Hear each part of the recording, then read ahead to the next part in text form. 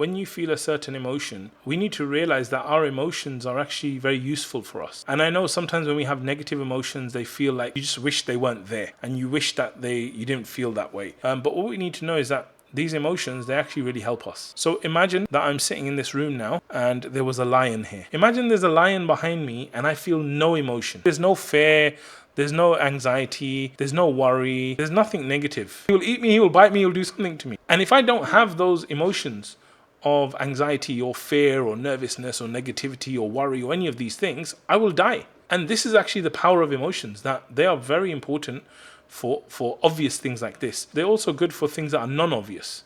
So things that basically affect us, sometimes you feel a certain emotion and that emotion is a bit of a wake-up call. Look, there's something wrong. When you feel these emotions, I think the first thing you want to do is you want to explore these emotions.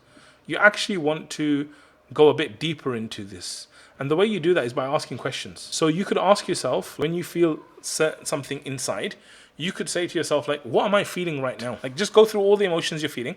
And then I would be like, why am I feeling sad? I'm feeling sad because my best friend is moving to another country. Cool. Then I'll be like, why does that make me feel sad?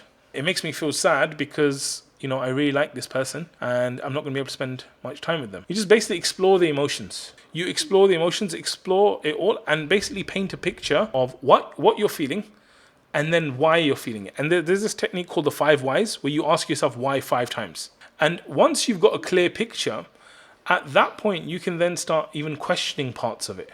So for example, I said, I feel sad or anxious because my best friend is leaving because I'm not going to be able to spend much time with him.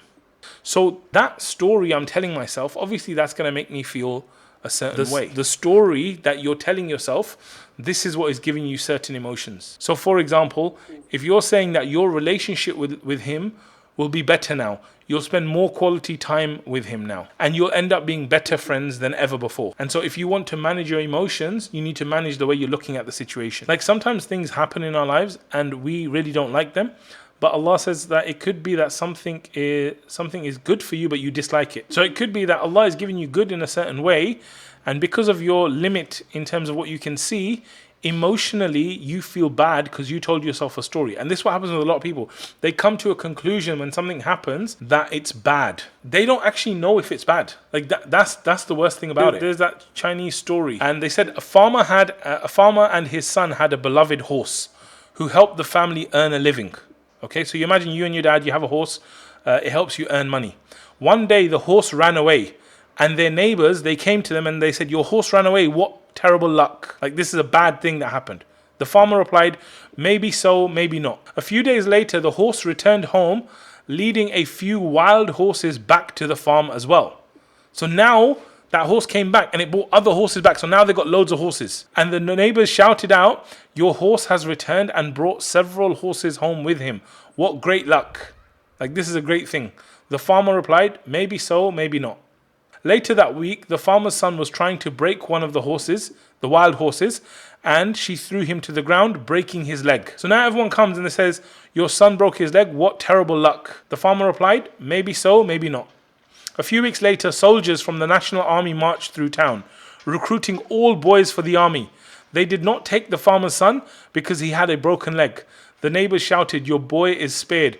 What tremendous luck. To which the farmer replied, maybe so, maybe not. We will see. This is a very interesting parable, right? And I feel like, apart from the luck part, like technically this is like very Islamic in the sense of the qadr of Allah.